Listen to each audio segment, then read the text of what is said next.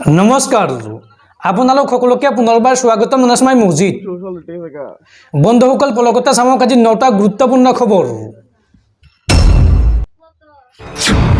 প্ৰথমটো খবৰ, কেন্দ্ৰীয় চৰকাৰৰ নতুন আইনক লৈ জ্বলিছে দেশ। হিট এণ্ড ৰান আইনক লৈ জ্বলিছে সমগ্ৰ দেশ, যাৰ পৰিপ্ৰেক্ষিতত এইবাৰ প্ৰভাৱ পৰিছে অসমত। আজি পুৱা 5 বজাৰ পৰা 48 ঘণ্টাৰ বাবে অসমত নচলিব অলা উবেৰ আৰু দিবানৈশ বাণিজ্যিক বাহন। ৰাজ্যজুৰি চালকসকলৰ ব্যাপক প্ৰতিবাদ, অচল হৈ পৰিব অসম। আগন্তুক দুদিনৰ বাবে স্তব্ধ হৈ পৰিব অসম। হিট এণ্ড ৰান ধাৰাক লৈ বৃহৎ আন্দোলন ঘোষণা চালকসকলৰ। 5 আৰু 6 জানুৱাৰীত স্তব্ধ হ'ব অসমৰ ৰাজপথ। নচলিব অলা উবেৰ, চিটি বাছ আৰু দিবানৈশ বাছ। বাণিজ্যিক বাহনসমূহ দেখা নাপাব ৰাজপথত। ব্যাপকভাৱে নাটনি হ'ব পেট্ৰল, ডিজেল আৰু ৰন্ধন গেছৰ চিলিণ্ডাৰত। হিট এণ্ড ৰান ধাৰা উঠাই নল'লে অৰ্থনীতি স্তব্ধ কৰাৰ হুংকাৰ চালকসকলৰ। সাময়িকভাৱে ধাৰা প্ৰত্যাহাৰৰ পাছতো আন্দোলন অব্যাহত আছে চালক সন্থাৰ। কেন্দ্ৰীয় চৰকাৰৰ সৈতে আলোচনাৰ পাছতো অসমত এই ধাৰা মানি নোলোৱাৰ প্ৰস্তাৱ চালকসকলৰ। এই ধাৰা অনুসৰি পথচাৰীক খুন্দিয়ালে 10 বছৰ জেল আৰু 7 লাখ টকাৰ জৰিমনা ভৰিব লাগিব চালকসকলে। আৰু পথচাৰীৰ মৃত্যু হ'লে বৃদ্ধি পাব পাৰে কাৰাবাসৰ সময়সীমা।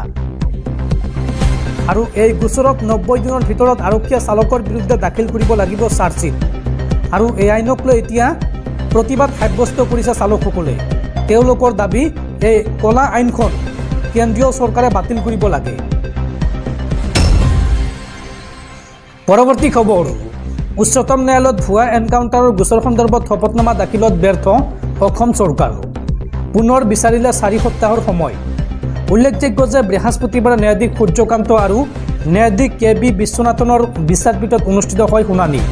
আৰু এই শুনানিৰ সময়ত ৰাজ্যত চলি থকা ভুৱা এনকাউণ্টাৰ সন্দৰ্ভত শপতনামা দাখিলত ব্যৰ্থ হৈছে ৰাজ্য চৰকাৰ। আৰু উচ্চতম ন্যায়ালয়ৰ পৰা পুনৰ বিচাৰিছে 4 সপ্তাহৰ সময়। পৰৱৰ্তী খবৰ, ভোটাৰ লিষ্টক লৈ ডাঙৰ খবৰ।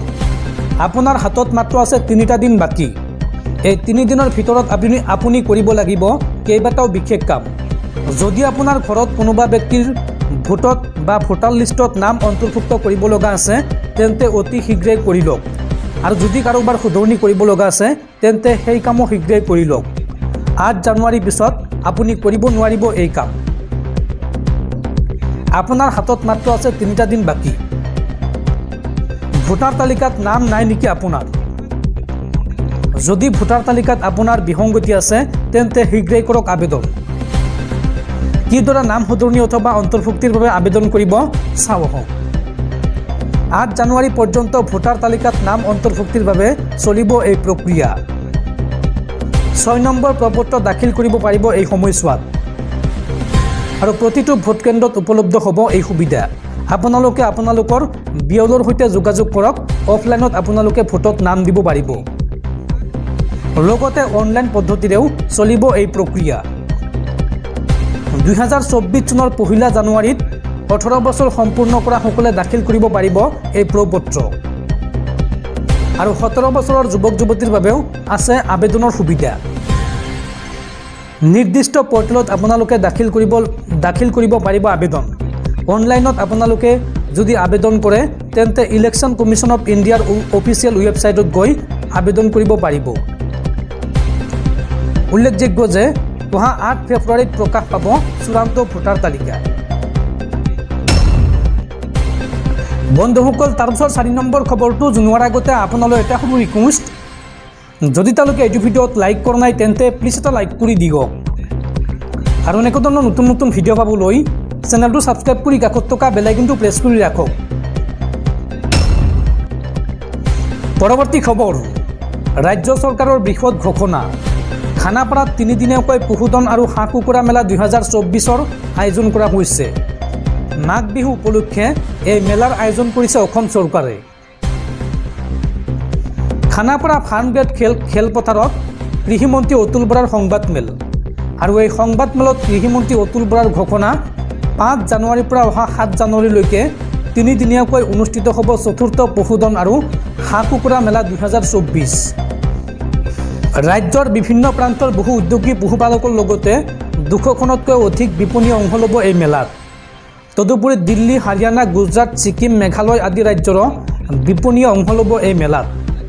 এইসমূহ বিপণীত বিভিন্ন জাতৰ উন্নত মানৰ হাঁহ কুকুৰা, গৰু ছাগলী, আলংকাৰিক চৰাই আদি প্ৰদৰ্শনৰ ব্যৱস্থা থাকিব। ৰাজ্যৰ শ্ৰেষ্ঠ পশুপালকক বঁটা মানপত্ৰসহ 1 লাখ টকাৰে পুৰস্কৃত কৰা হ'ব। এই মেলাৰ আন এক আকৰ্ষণ হিচাপে ডগ এণ্ড কেট শ্ব' অনুষ্ঠিত হ'ব। মেলাখন সফলতাৰে সম্পন্ন কৰাত সকলোৰে সহযোগিতাৰ আহ্বান মন্ত্ৰী অতুল বৰাৰ।